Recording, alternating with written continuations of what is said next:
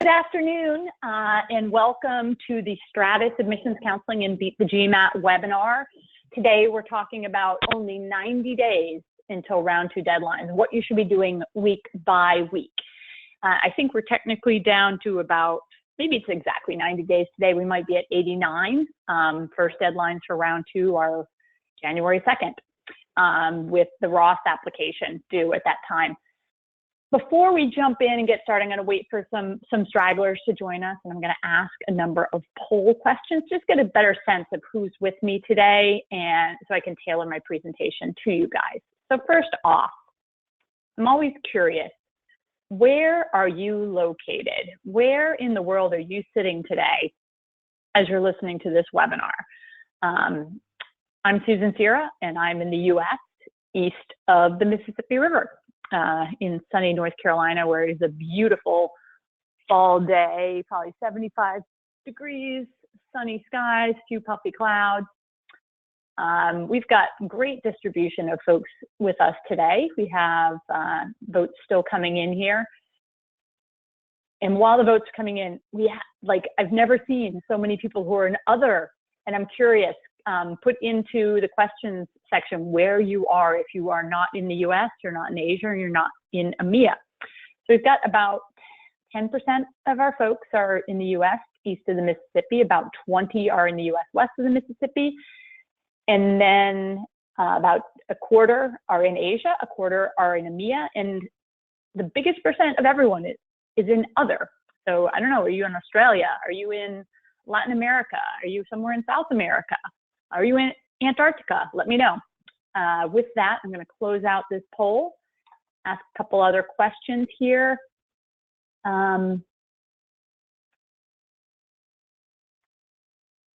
you taken your GMAT or your GRE? This is a big piece of the MBA admissions puzzle. If you've got this out of your way, you're in great shape going into these last 3 months of the year before applications are due. If you have not taken a test, or you're going to take the test, either one or the other or both, again, that's one more thing on your plate that needs to get checked off before you submit applications in January. So a couple more votes coming in. We have about 20% say that they are happy with their score and they're done. Congratulations to you. So that's fabulous. We've got about 45% who have taken it but plan to retake, and then about 40% said, no, do I have to take it? Those are the people who, I'm with you. I'm in that third bucket of, do I have to take it? I took it once and that was it. But thank you for your answers there. So it seems that probably about 80% of you still have the GMAT or GRE to take. So I'll talk to, adding that into things to do over the next couple months. Just for confirmation here, when do you intend to start an MBA? I'm guessing all of you guys are planning to start in 2018, but some of you may be early starters and thinking about what you're going to be doing a year from now or 2 years from now during Q4. The confirmation, we got one early starter. If anyone is with us and not applying in round 2 of this year, glad to have you with us. I'm glad you're thinking way ahead. We have a webinar that Stratus is running next week, talking about profile development, what you should be doing now if you're not applying this year, but you're applying a year from now or 2 years out. So check that out. It's on the Stratus website. You can sign up for it. But for the most part, it seems that 93% of you are applying this year. So thanks for that. And let's get started. We've got a lot of people with us. Actually, yeah, let's get started. Again, in case you've joined us late, you are with Stratus Admissions Counseling, the GMAT webinar. Today, we're talking about only 90 days until round 2 deadlines, what you should be doing week by week. And with that, I'm going to get started. My name is Susan Cera. I am the Director of MBA Admissions Counseling at Stratus. I did my undergrad at Dartmouth College, where I studied economics and computer science. After undergrad, I worked for several years in consulting before going back to school to get my MBA at Duke University's Fuqua School of Business. Coming out of business school, I did kind of a career pivot or change, and I worked as a product manager in a number of software companies and then internet companies. And this was, kind of the cutting edge back in the early 90s, early to mid 90s when I graduated from school. So think about what I did being the equivalent of you going into like ed tech, fintech, something along those lines. I did that for about a decade before taking a step back from my career to focus on my family, at which point I joined the admissions committee at Duke, where I read, over the course of the decade I was there, I read thousands of applications. Focusing mainly in my last couple of years on India and Asia, specifically Korea, Japan, kind of anything in Asia that wasn't China or Taiwan. But during that time, in reading thousands of applications, I always got this sense in my gut as a reader that there were applicants who were way better than they presented themselves in their application. Unfortunately, I could only assess them on what they shared. And it's for that reason that I moved over to Stratus. And now I really enjoy working with candidates to make sure that they understand what is expected of them in this process, and that they have the support needed to deliver on that, to present them their best selves through the application process. A little bit on Stratus. You're going to see throughout this presentation quotes at the bottom, and these are things that were pulled, for the most part, off of websites like Google or Beat the GMAT's reviews or GMAT Club's reviews. But just, I'm not going to read through those. Those are for you to look at while you're listening to me. But what is Stratus? We are a full-service admissions counseling firm. We've been around for a little more than a decade. Every year we work with hundreds of MBA candidates, and every year we have acceptances at every top school. We are highly rated by our clients on GMAT Club, Beat the GMAT, Google, and Yelp, Facebook as well. You can go read reviews. We have been featured experts. And one thing that's two unique things I'll talk about Stratus before we get started. First is our team-based approach. In addition to working with a primary counselor throughout the entire process, there is a team supporting you who will provide additional feedback and support both to you directly and to your counselor. Very unique in the industry. We also offer a 4-school guarantee. If you work with Stratus on 4 or more schools in a comprehensive package and are not accepted to any of those schools, we will work with you again in the future, in the next year, at no incremental cost to you. So with that, let's get started. First, I'm going to quickly cover what the MBA areas of evaluation are. You'll often hear that business schools look at candidates holistically. What does that exactly mean? And 2 points here on areas of evaluation. There are kind of 2 steps to admissions. One is evaluation, and that's looking at you as a candidate and whether or not you are a viable student for that particular program. And the second piece is selection. For any of the top programs, there are way more qualified applicants than there are seats in a class. So admissions committees, after they evaluate applications, have to go about selecting who they will admit based on what they want their class profile to look like, and also who they think will show up if they're admitted. Schools are very conscious of the yield. They want to, if they want to put together a class of 400 students, they'd like to admit only 400 students. So with that in mind, 5 areas for evaluation. First is your academics and quantitative readiness, and that incorporates your undergrad GPA, where you went to undergrad, your GMAT or GRE score. Basically, they want to make sure that you're ready to take on the quantitative rigor that they're going to throw at you in an MBA program. The second is your work experience, not just years of work experience, but also your accomplishments, the impact that you've had. Have you been promoted early? Do you have global exposure? They're going to look at your leadership and community involvement as an assessment of how you're going to participate during your time at business school. Ultimately, business schools are grooming future business leaders, and hopefully you will have gotten a start in developing some of those leadership skills already. Recommendations are a big part of the evaluation. So you want to make sure that you're picking the right people to support your application. And finally, your essays. So imagine, if you will, that for each of these areas of an application, you're going to get a grade, an A through an F. You're going to want to get more A's and B's than you get C's or D's. If you have any Fs, chances are you're going to get a fast pass to the ding pile. The one area that you have the most control over is your essays. And right now, every single one of you is starting kind of with a blank slate in terms of what those essays are going to look like. And it's in your control to get an A on your essays. You might not be able to change very much on your other parts of your profile between now and the first week in January, but your essays are really where you can make the most difference. All right, a couple additional questions here before we get started on the polls. The first is, how many programs are you planning to apply to? Throughout this week by week guide, I'm going to assume that everyone's applying to 4 schools. If you're applying to fewer than 4 schools, then you're going to be able to kind of take a different pace at this. If you're applying to more than 4 schools, then you're going to pace yourself in a different way. Namely, you're going to have to go through this faster and have a lot more balls in the air. So we've got votes coming in here. I'll wait another second here. Mostly, the majority of you guys are applying to 4 or 5 schools.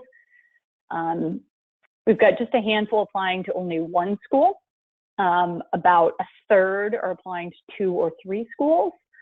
40% are applying to 4 or 5 schools, and about 22% applying to 6 or more schools. That's a lot. 2 more quick questions here. Are you a reapplicant?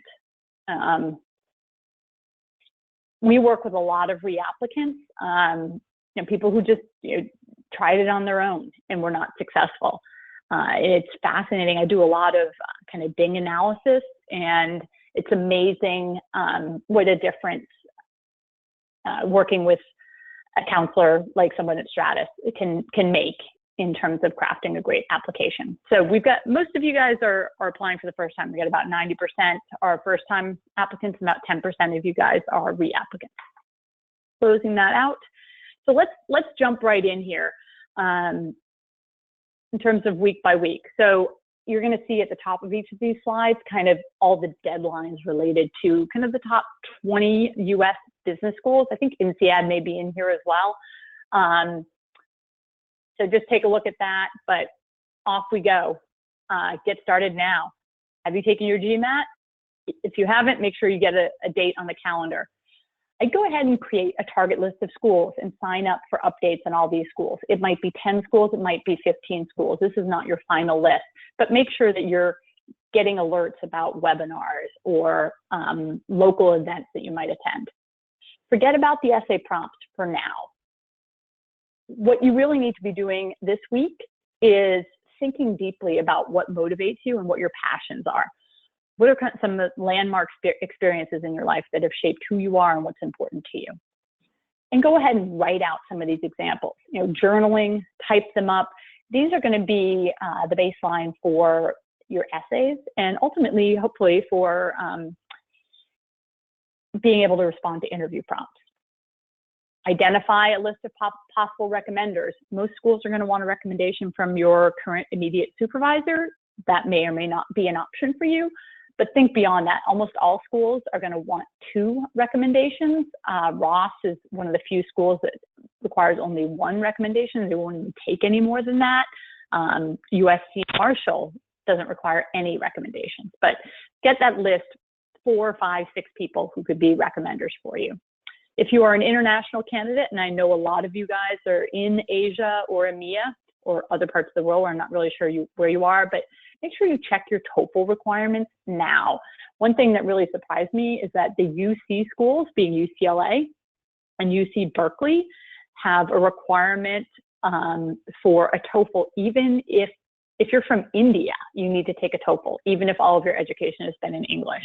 So make sure you're aware that you don't want that to jump out at you in the middle of December. Get a flu shot. I'm a mom. I'm an admissions counselor. I have seen it happen. You get the flu, you're knocked out for a week. You've got 90 days until you need to submit your applications. You cannot afford to lose a week. In addition to doing all this stuff with your applications, chances are you have a job. Maybe you have a family or friends. You might want to let them know that they might not see a lot of you in the next 3 months.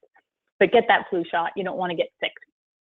All right, next up, next week, a couple more applications for round one are due. This is a week for exploring both programs and careers.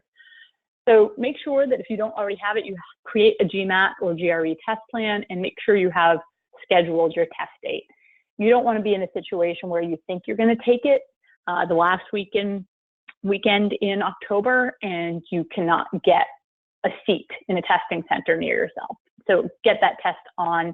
It's kind of like training for a race or a competition. Once you know what that date is, then you can focus your training towards that date. Make sure to dig out your transcripts or request them from all your schools. And that includes if you did a study abroad, perhaps through a university other than the university from which you graduated, make sure you find that transcript as well. Go ahead and find a job description for your dream post-MBA job. Now, this isn't something where it's like, oh, wow, I would really love to do something entirely different than what I've done, but this is a realistic but dream post-MBA job. This would be really helpful in framing, why you need an MBA. In terms of school research, I would encourage you to explore one program each day for the next, for 30 to 45 minutes. So get on their blogs, peck around in their website, but do one at a time and kind of go deep. Just so you start learning about kind of the feel of the program, what students have to say, what alumni have to say. Next, there's some busy work throughout this. There are certain things that you're going to need for all of your applications. So go ahead and create a list of all your extracurricular activities during college. This is something that you're going to have to put in all of your applications. Unlike undergrad in the US, there is no common app for business school. So we encourage our clients to put together an application file that captures all of the general information that they're going to need to put into every single application. So get started on that now. It's just busy work. Schedule some casual conversations with your potential recommenders. So it might be a coffee, it might be lunch, it might be going out for a run after work. Kind of float the trial balloon. And if they kind of roll your eyes and say, why would you ever want to get an MBA? Chances are this is not the right person for you to be asking to write your recommendation. Get started on your resume, just in terms of layout, college information, jobs with the dates. Just get it started so you're not starting with a blank paper in December. If you are an international candidate and your transcript is not in English, go ahead and get that transcript translated by an official translator. You don't want to be scrambling to do that at Christmas time. Right, moving on to the week of October 15th. At this time, you're going to start seeing, if you know friends or colleagues who have applied in round one, interview invites are starting to come out for round one. Super exciting time. We had a couple of our clients who found out on Monday that they're interviewing at Harvard. So we're super, super proud of them and all the work they put in. So focusing here on short and long-term goals, but you still need to be studying for that GMAT. 80% of you still need to get that checked off. Schedule some school visits and continue to research one program a day for 30 to 45 minutes. Talk to friends and colleagues who have MBAs. Learn what it is that they loved about their program. Why did they pick their program? What do they wish they had done differently? Big thing this week is to clarify and articulate your short and long-term goals.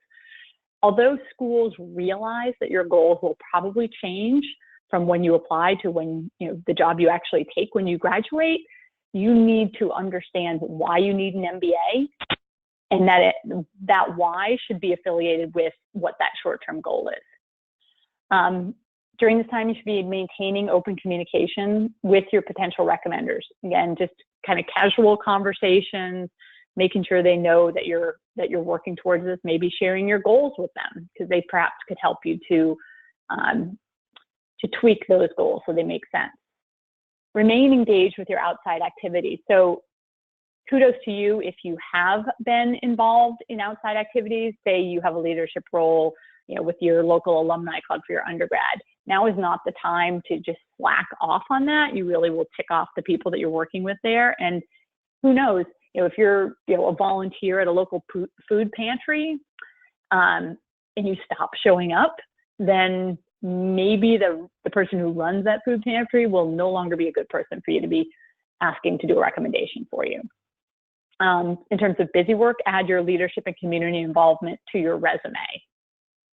And this week, if you're in India or somewhere around the world, go, celebrate Diwali, light some fireworks, have a little fun. You need to make sure you take time for yourself throughout this process. It's going to be very trying. There are a lot of moving parts and pieces, and you need to make sure you get sleep and engage with other people so that you're not totally freaking yourself out here. All right, by the week of October 22nd, you need to be finishing up your story.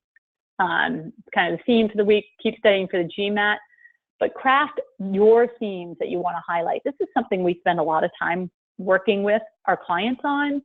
And so in terms of a theme, it's like, think about creating your own brand. Who are you? And what value do you bring to an MBA program? Are you perhaps an inspirational leader? Are you that cheerleading teammate? Or perhaps you are a cultural bridge between your corporate headquarters and a regional office. Who are you and what value do you bring based on the stories of your experiences to date and your passions? And make sure you also identify each school's themes that you're going to highlight throughout. I've been reviewing a lot of outlines for clients, and one thing that I'm always looking for is, are their themes coming across, and have they connected their own themes to the themes of the school? UCLA's deadlines are, I think it's tomorrow, it might be today, but UCLA wants students who think fearlessly, drive change, and share success. Think about how you represented those in your past so that you could connect to UCLA's values, or for whatever school that you're looking at. Make sure that you can articulate why MBA and why now. So this is really kind of, what are your areas for development that are going to get you from where you are today to that short-term dream job post-MBA? And coming out of that, understanding what knowledge and skills you need to develop through an MBA that are going to get you where you need to go. At this point, you should be able to create a short list of schools. And what I'm going to do in this presentation is assume that you're applying to 4 schools, and we'll walk through things you should be doing on each of those 4 programs throughout the course of the next 3 months. But by kind of this last full week in October, you should have started online applications for your schools so that you can go in and find the essay questions, figure out whether or not there were any short answers that they kind of snuck in there. And then once you know what skills and knowledge you need in general from an MBA, and you know which 4 schools you're going to apply to, you need to be researching the school-specific resources. So for example, if you are someone who is looking for an MBA to transition into a career in healthcare, make sure you understand what curriculum exists at the schools you're applying to that is related to healthcare. That's going to help you understand, what the landscape is in the healthcare space. Help you to develop the language around healthcare so that you can be well positioned for doing interviews. Is there a healthcare club? Do they have a healthcare conference? Do they place a lot of people into healthcare? Are there alumni who are in the healthcare field? These are the resources that you need to understand for each of the schools you're applying to. And how do you do that? You go ahead and you connect with current students and with admissions committees, and you ask questions beyond what you could read about on their website and really get a sense of what that school is like. Go ahead and update your activities list. This is your busy work with your post-undergrad activities. And finally, run your ideas past the trusted advisor. If you are pulling out your themes, make sure that the person who is probably your current manager would be writing a recommendation is what you think about yourself. Does that resonate with that individual or people who you trust? All right, moving into the last week in October, first couple days of November. I'm just noticing there is a mistake here. This is the round 1 decision. It's the round 1 interview decision for a Wharton. So I need to update that on my slides. But it's Halloween. Take a day off, go trick-or-treating, watch Netflix, do something for yourself, just take a break. Keep studying for that GMAT, and ideally, by this last week in October, you've taken that GMAT and have that score nailed. Because at the end of the day, where your score is going to determine how competitive a candidate you are at a lot of the schools you're applying to, which it'll define whether something is a target school or a stretch school for you, or perhaps even a likely school. Go ahead and find the essay prompts for each school. Up until this point, the focus has really been on kind of creating your strategy and your themes and understanding why you want an MBA and researching schools, not the specifics of what you're going to write about.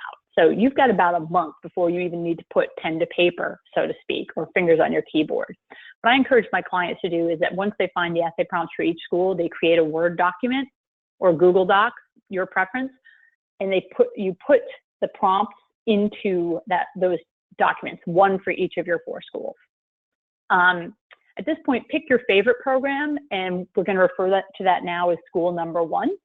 And your favorite program may or may not be your favorite one, but look at those essay prompts and figure out perhaps which is the hardest essay and which essay, if I did it first, would help me with my subsequent 3 sets of essays. So knock out kind of the biggest and hardest one. Hopefully they all have pretty much the same deadline. So unlike in round 1 where you have deadlines that spread out across 6 weeks, and that kind of defines the order in which you need to do schools. For round 2, they're so clumped together that really, start with the school that's going to get you the most bang for the buck, and start with outlining. Just get your ideas down, reference your resources, make sure you're addressing the prompt. Go ahead and identify schools 2, 3, and 4. Ask a trusted advisor to review your outline. Get someone from outside to say, hey, this is really interesting what you're saying, but it doesn't address the prompt, the question. No way, I guess there are other ways you can get a fast pass to the ding pile, but if you don't answer the question in an essay, that's pretty much fast pass to the ding pile when admissions committee reads it. Review your outline. After you get feedback from someone else, make sure they touch on all the key themes, not only your own key themes, make sure you're presenting yourself the way that you want to be interpreted, but also the themes of each of that school that you're applying to. Continue to have conversations with students. That's going to inform how your understanding of the themes of the different schools. Go ahead and, I think I said this 2 weeks ago, but you probably didn't do it. So add the leadership and community involvement to your resume. And reach out to students in clubs and activities. So those conversations with students, if you are someone who wants to get into investment banking or into consulting and you're not in those industries right now, it's sometimes hard to reach out to the president of the consulting club at a school and ask them for some of their time. I find that kind of the best way to start making a connection is perhaps in either an affinity club, so in the women's club or in the military club if you happen to be a veteran, or perhaps an activity club, so the tennis club if you happen to play tennis, or net impact if being involved in your community and making an impact is important to you. These are conversations that are easier to have for that first conversation before you make that ask to connect with someone who's in, say, the consulting club. All right. First week in November, it's daylight savings time here in the States, so you get an extra hour. Time to take that GMAT and make sure your scores are submitted. Complete the personal information in your application. So this is just, your name, your address, your parents' information. Upload your transcripts. Finalize your outlines for school number 1, and then start outlining for school number 2. And putting this in here, start from scratch. Do not try to rework your outlines from another school. The reality is, if you write the same outline and try to use it for multiple schools, in the best case, it's going to be the right essay for one of those 4 schools. In the worst case, it's the wrong essay for all 4 of those schools. So just don't do it. Ask a trusted advisor to review that outline. By this time, first week in November, you should have decided on who you want to write your recommendation. Rework your outlines for school number 2, and because it's Veterans Day week, make sure to thank some veterans for their service. In many classes in business school, you will find that some of your classmates are veterans. They have incredible skills that they can bring to an MBA program.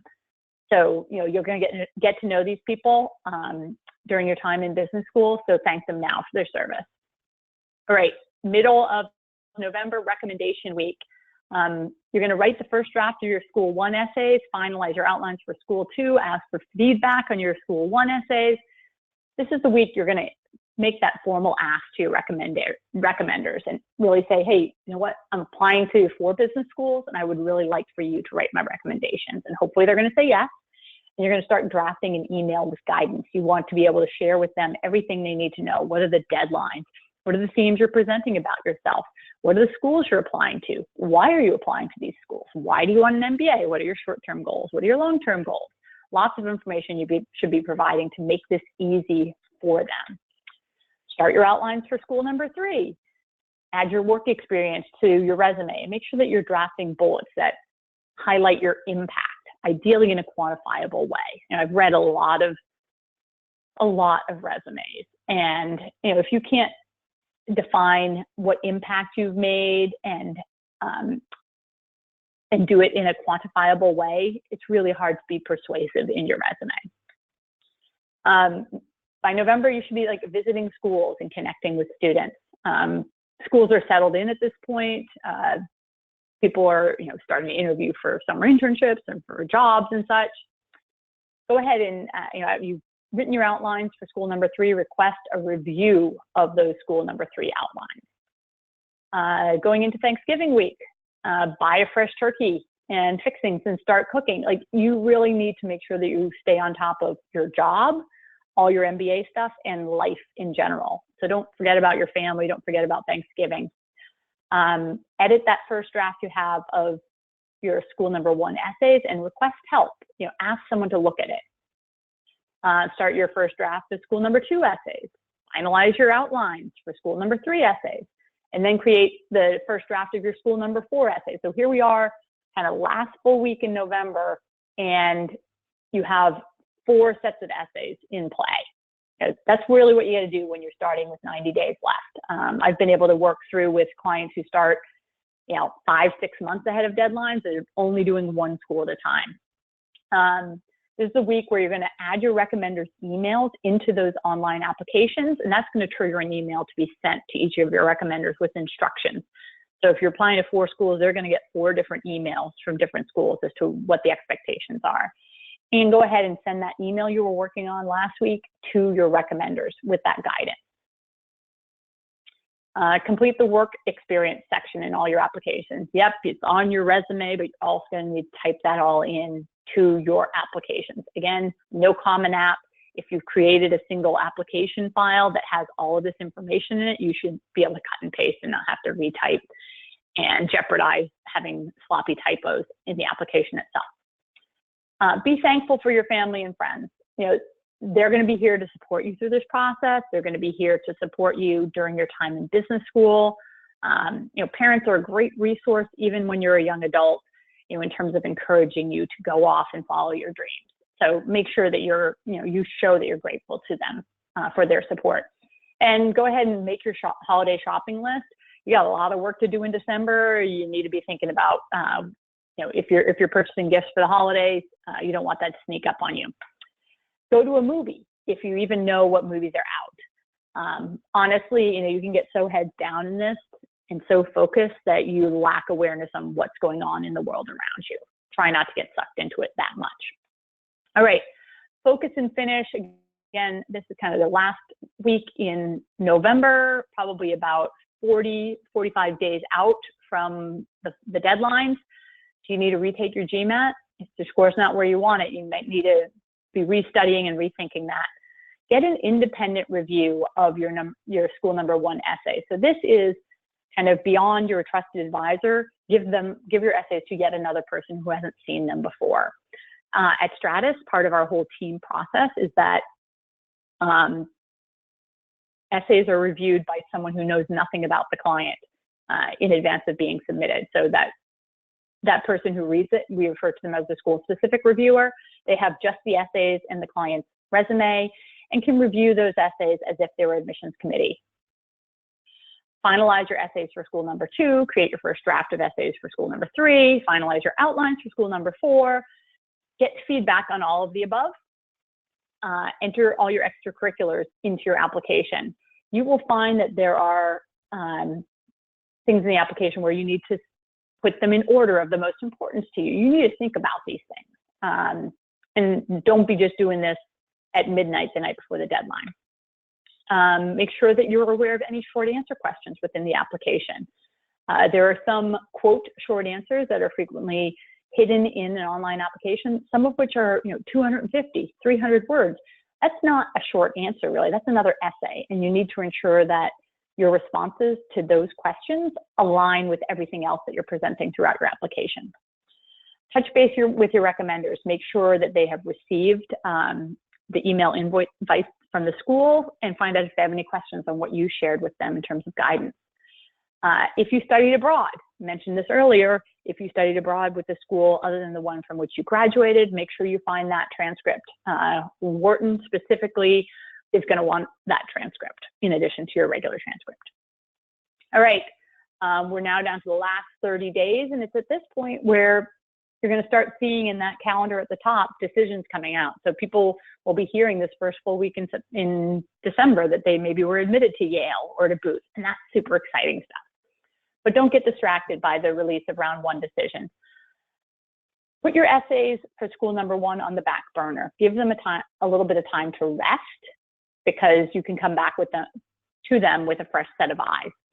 Get an independent review of your essays for school number 2, finalize your school number 3 essays, write your first draft of your school number 4 essays, get your resume finalized, and then ask for a review of all of the above.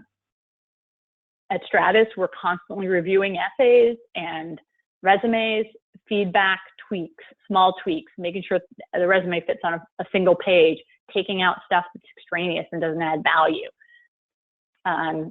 Make sure you have drafted responses to your short answer questions, and start your holiday gift shopping. With 3 weeks to go, you'll see up here on the top, super busy week for lots of decisions coming out.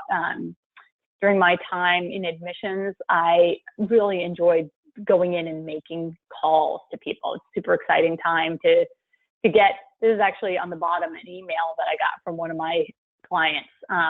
She had missed a call. She emailed me and said, she just missed a call from Ithaca, New York. I said, well, they don't call you to ding you. And so this is the email that she sent back to me. Super excited. I get goosebumps still thinking about this. But 3 weeks to go. Stay focused while others are getting their admit calls. Revisit your school number 1 essays and finalize those. Put your school number 2 essays on the back burner. Finalize your school number 3 essays and ask someone to review them. Continue your work on your school number 4 essays. Finalize your short answer questions. Circle up with your recommenders to check on progress. One of my colleagues who came from a consulting background said that great piece of advice, if your recommender is someone who's super busy and perhaps they have an assistant, get to that assistant maybe with something like flowers or chocolate that will go over well with the assistant, and block some time on your manager's schedule or your recommender schedule to work on your recommendations.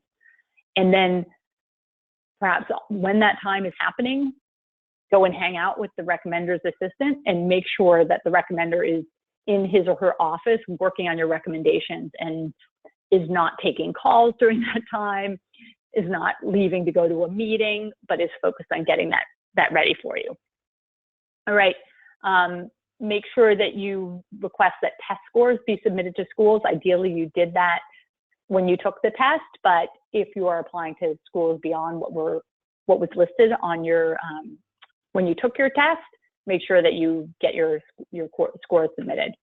Continue with your holiday shopping, and take a break at some point. Attend a holiday celebration with your family or friends. Reintroduce yourself to these people who you haven't seen in months. All right, 2 weeks until the deadlines. Complete that application for school number 1. Here's something I did it just this morning. I have clients print their application to a PDF and review it. You'd be amazed by some of the sloppiness that I've seen in doing ding analysis. People spelling Columbia, the university, as if it's Columbia, the country. not a good thing. Fast pass to the ding pile. Typo on the state you were born in on the first page of your application. Fast pass to the ding pile. Make sure you review all the details. I caught a typo on a bonus that one of my clients put into an application. It would have been really nice to have had a six-figure bonus, but that was not what this individual got, and it would have looked sloppy. Revisit your essays for school number 2, put your essays for school number 3 on hold, finalize your essays for school number 4, have your resume reviewed by a trusted advisor. Did you proofread your work? Again, this comes down to those periods, making sure that you're not mentioning the wrong school in an essay. Proofread it. Go ahead and submit school number 1's application before Christmas. I can't tell you how much of a weight you will feel off of yourself if you get one of those applications in before Christmas. 1 down, 3 to go. Take a short break, going into this long weekend that's going to be the Christmas weekend this year. Spend some time with your family and friends. So Christmas week, 1 week to go. Stop relaxing. There's more work to be done. Print out that school number 2 application to PDF and review it. Revisit your school number 3 essay and get that finalized. Put your school number 4 essay on the back burner. Confirm that your recommendations have been submitted. You don't want that to be what holds you out from getting admitted, that a recommendation didn't get submitted on time.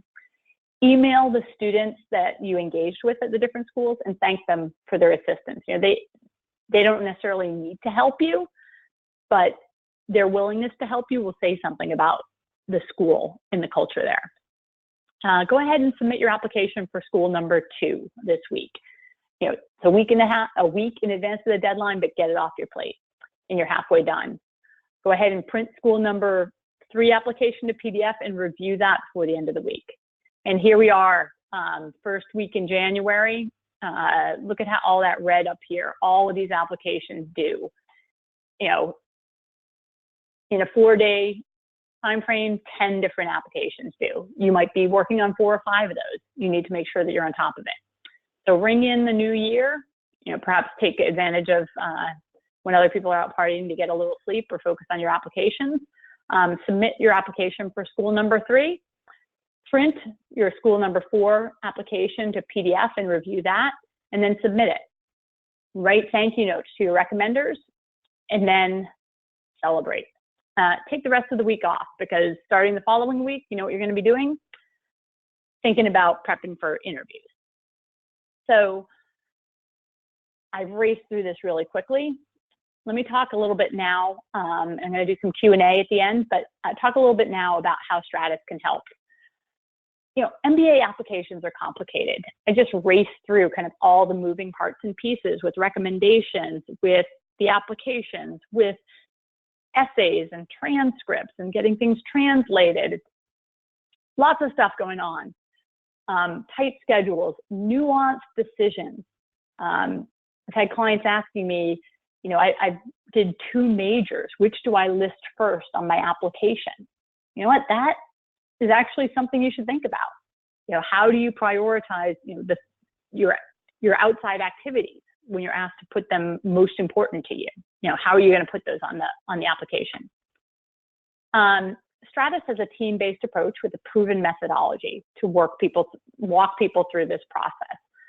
Our primary counselors are incredibly supportive, responsive, and insightful. And because we use a team-based approach, all the counselors can leverage the collective wisdom and experience of the other counselors throughout this process. Next step also is to learn what it would be like to work with Stratus. You can contact us for a free 30-minute consultation. You can email us your resume and email us your target schools as well to consult@stratusadmissions.com, or visit stratusadmissionscounseling.com/crushR2, and there's a form to fill out there to schedule a consult. Because you were with us today on the webinar, you can save up to $800 off a comprehensive package with us if you purchase by October 15th. Right now we're on October 4th. You have 90 days. You wait 2 more weeks, that's 2 fewer weeks that you have that you're working towards your your applications. And finally, we can connect you with a former Stratus client who is now a first, maybe even a second year MBA. Throughout this presentation, you saw lots of quotes from these people who had great experiences with us, and we'd love for you to have the same. And with that, just move forward to this blank page, and I'm going to open it up to questions. Some of you guys may have been asking questions throughout, so I will check that out and see if there are some that have come through during the presentation. Canadians, I am so sorry that I said US, I should say North America, east of the Mississippi or west of the Mississippi. So thank you for being with us from Canada and from Mexico. Abhishek wants to know about TOEFL versus IELTS.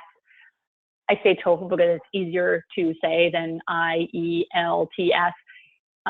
Make sure you check on the requirements for a school, but most schools will accept any of the English language, English as a second language test. Ashley wants to know about tips for applying through the consortium. I've actually been reviewing some applications for consortium. Actually, one tip is make sure that when you write that consortium essay, you answer the question. How do your goals and your background connect with the consortium mission? And if they don't, then consortium may not be right for you. But the thing to pay attention to with respect to consortium is the deadlines can sometimes be different. I know that for round one, the consortium deadline isn't until it's either this week or next. So some of the application deadlines, say for Haas, which is a consortium school, the Haas deadline already passed. But if you're applying to Haas through consortium, your deadline is different. So make sure you pay attention to those things. And Ashley, there is an article on our website about why you should consider applying through consortium. And if other listeners are not familiar with consortium, it is an organization that supports bringing up the numbers of underrepresented people in the world of business. So primarily African American, Hispanic American minorities, Native Americans as well. Trevor, I'm not sure that I think you said you had some questions, so hopefully you put them in. Alex wants to know, is there any way to compensate for a lower GMAT score if you've taken it 2 to 3 times? Couple ways to make up for it. Hopefully you had a solid undergrad GPA. At the end of the day, business schools want to know that you can handle the quantitative rigor of their program. So perhaps taking an additional math course where you would get a transcript with a grade on it could demonstrate that you're ready to take on the work that would be required in a program. So hopefully that answers your question. Trevor wants to know, do you recommend I send my GMAT to chosen schools when I take it or send the score later? I'm taking it for my first time, October 23rd. Maybe I'll wait and see if I want to retake it. Trevor, there's really no downside to sending your scores to the school. You get a certain number for free on the day you take the exam.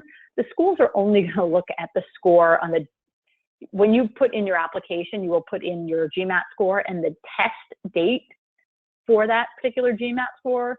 They're not necessarily going to go look at other GMAT scores. So if you end up retaking the GMAT, say on November 23rd, you're going to put in your November 23rd scores, and the school will cross-reference the date of your test with the scores for that date. They're not going to go back looking at that October 23rd scores. Nina wants to know if we assist non-traditional students who are maybe older than the typical MBA applicant. Absolutely, we do. Nina, do take a look on our website. There's an article, I think it was posted in either February or March, about am I too old for an MBA, and suggestions for how to answer that question. So take a look at that. But we absolutely do work with candidates who are kind of outside the typical age range for an MBA. Just in general, people want to know, set up a consultation, I'm going to go back to the screen and put up the,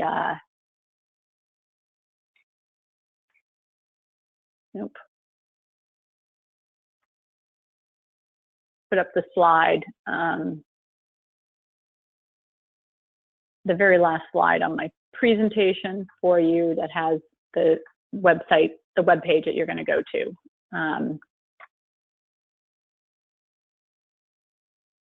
So if you want to ask for a free consult, to send an email or fill out the consult form on that page.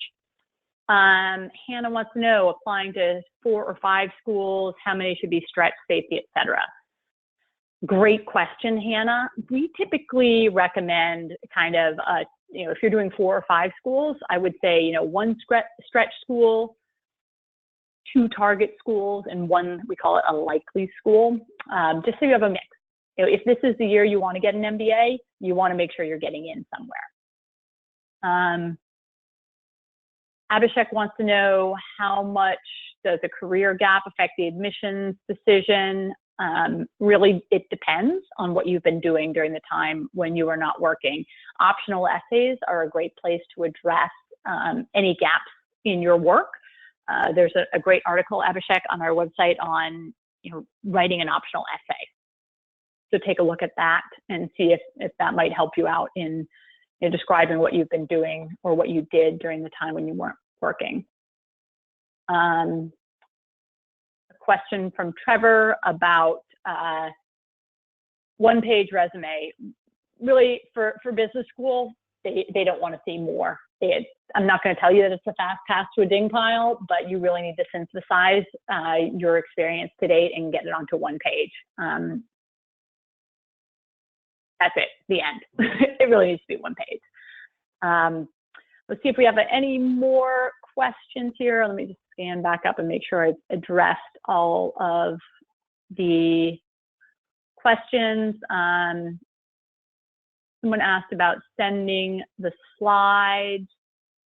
We will be sending a link to the recording of this webinar, Beat the GMAT, and I'd like to thank them for hosting us today.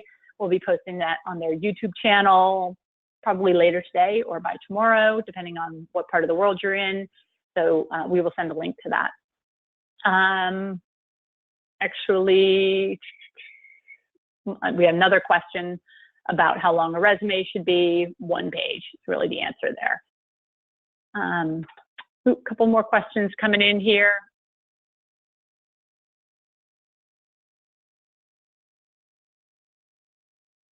Arjun wants to know about a gap of 15 months.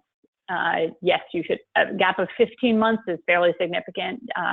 If you have a gap of more than 3 months since you graduated from undergrad, you really need to address that in an optional essay.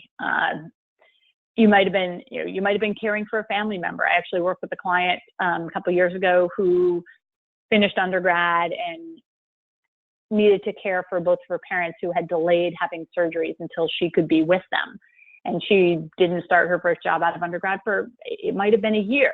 But that experience informed her decision to go and get an MBA to focus on healthcare because of what she experienced during that time.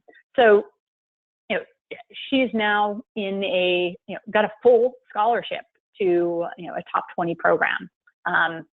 With, I want to say it was a year gap. It may have been more than that. So definitely something you can overcome if you kind of don't try to sweep it on the rug and embrace it and share what was going on.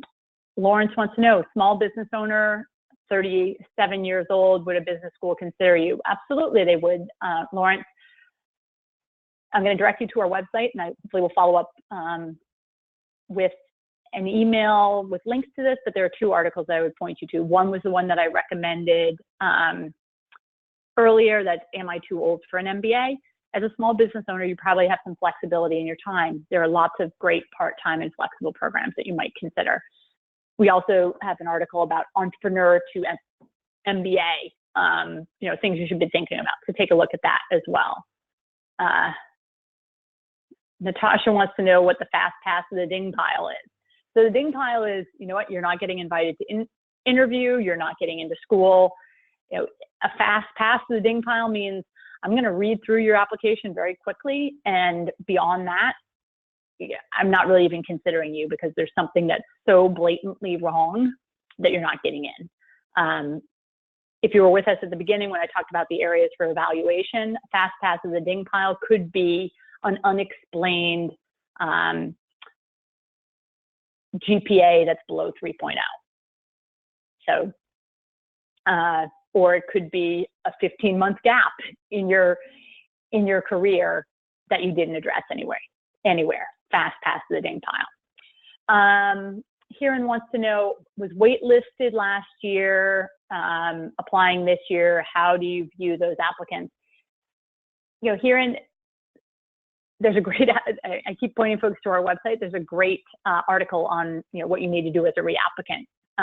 Schools very frequently love reapplicants because, you know, the fact that you're coming back and trying again is saying something about your desire to be in their program.